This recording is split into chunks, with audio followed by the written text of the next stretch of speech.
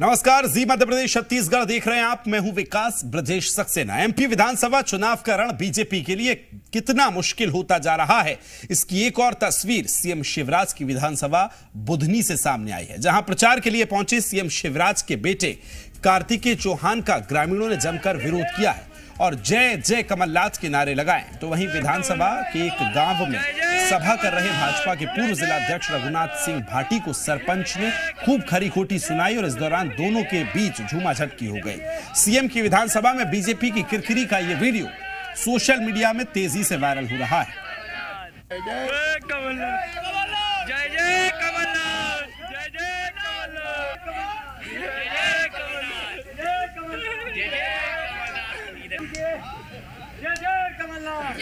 तो ये दो तस्वीर आपको दिखा रहे हैं किस तरह से बीजेपी की सभा को रोका गया है, तो दूसरी तरफ कार्तिकेय सिंह चौहान को विरोध का सामना करना पड़ा है। बुधनी में जो मुख्यमंत्री का गृह क्षेत्र भी है, वहां पर विरोध का सामना करना पड़ रहा है। इससे आप अंदाजा लगा सकते हैं कि किस तरह से बीजेपी विरोध से जूझ रही है।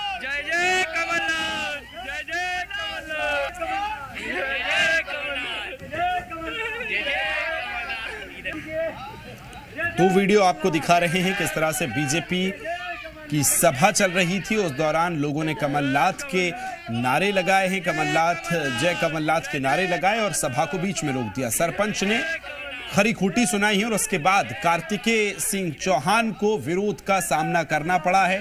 दो तस्वीरें हम आपको बता रहे हैं बुधनी में किस तरह से बीजेपी का विरोध हुआ है।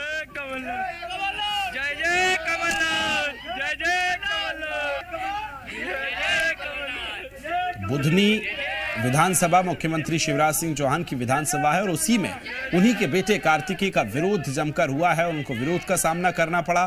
दूसरी तस्वीर में आपको दिखा रहे हैं किस तरह से उनको विरोध का सामना करना पड़ा और पहली तस्वीर दिखाती है कि किस तरह से बीजेपी की सभा को बीच में रोक दिया गया है।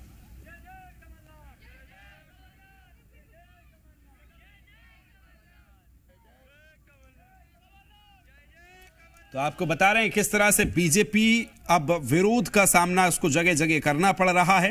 प्रदेश के कई अंचलों में ऐसी तस्वीरें सामने आई हैं, लेकिन अब तो बुधनी से ही तस्वीर सामने आई है, जहां मुख्यमंत्री शिवराज सिंह चौहान का ये विधानसभा क्षेत्र है और वहीं तस्वीर यह है कि एक तस्वीर मैं आपको दिखा रहे हैं कि रैली को रोक दिया गया है, सभा चल रही थी और दूसरी में कार्तिकेय सिंह चौहान को विरोध का सामना करना पड़ा है। अधिक जानकारी के साथ खबर को विस्तार देंगे जी मीडिया संवाददाता भोपाल से प्रमोद शर्मा लाइव जुड़ गए। प्रमोद, ये दो तस्वीरें जो हैं वाकई चौंकाती हैं। कहां कमल की रैली चल रही थी और कमलनाथ के नारे लग रहे हैं। देखिए, घर में ये हालत हो चली है और जब घर में ही विरोध का सामना करना पड़े तो आप अंदाजा लगा लीजिए बाकी बाहर क्या चल रहा होगा। जब घर में कलह है तो बाहर हालात अनुमान से बाहर हो चले और इसीलिए बीजेपी ने इस बार इस चेहरे पर चुनाव नहीं लड़ा है। नाम लेने की जरूरत नहीं है, सब कुछ इन तस्वीरों के जरिए साफ जाहिर हो रहा है। यदि बुधनी में और सीहोर में यदि सीएम शिवराज का विरोध हो रहा है घर में, तो बाहर एंटी इनकम्बेंसी का आप अंदाजा लगा लीजिए। चलती सभाओं में और मंच पे यदि वोटर देखिए हस्तक्षेप करके अपना नाराजगी और वो देखिए गुस्सा जाहिर कर रहा है, मतलब साफ है कि ये भारी पड़ने वाला है बीजेपी पर। इसीलिए बीजेपी केंद्रीय नेतृत्व ने ये एंटी इनकम्बेंसी और नाराजगी को भांपते हुए, और वो इंटरव्यू आपको याद होगा केंद्रीय मंत्री प्रहलाद पटेल से जब मैं बातचीत कर रहा था तो मैंने कहा था इस बार बीजेपी सामूहिक नेतृत्व की तरफ क्यों बढ़ी है।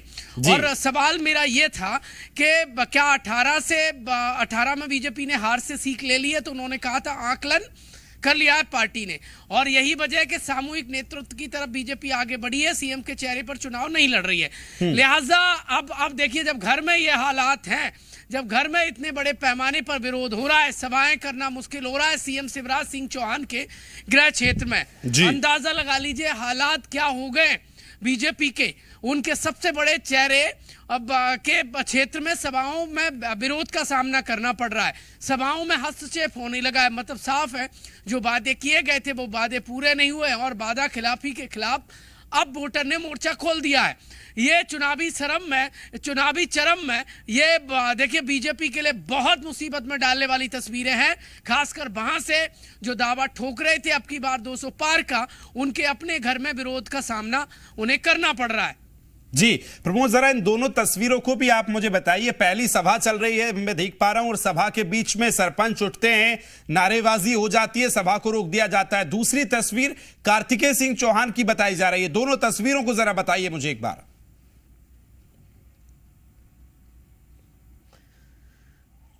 देखिए, जब जब जनता बोलती है तब तब सत्ता का सिंहासन डोलता है, ये बात साफ हो चली है। और लोकतंत्र में जनता जनार्दन होती है। किसी बीजेपी कांग्रेस से इतर देखिए आप, यदि किसी सभा में जनता बोलने लगे और जो जनता के चुने हुए सरपंच मुंह खोलने लगे, तो आप समझ लीजिए कि पूरी पंचायत की आवाज है। और ये हालात मध्य प्रदेश में हो चले हैं।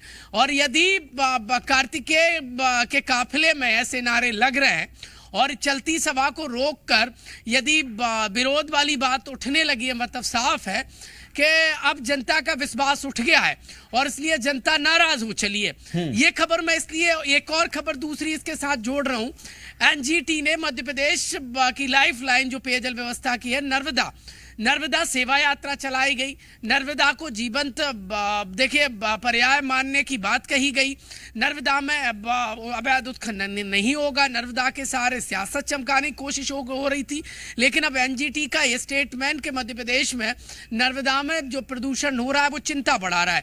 अब यही वादे जब पूरे नहीं हुए हैं तो देखिए जनता मोर्चा खोलने लगी है। नर्मदा में अवैध उत्खनन इस कदर हुआ, सीएम शिवराज जो अपने आप को नर्मदा पुत्र कहते हैं कि उमा भारती को कहने लगा कि कहना पड़ा कि आदि नर्मदा को अवैध उत्खनन निकल गया। तो कुल मिलाकर जनता अब नाराज होने चली है।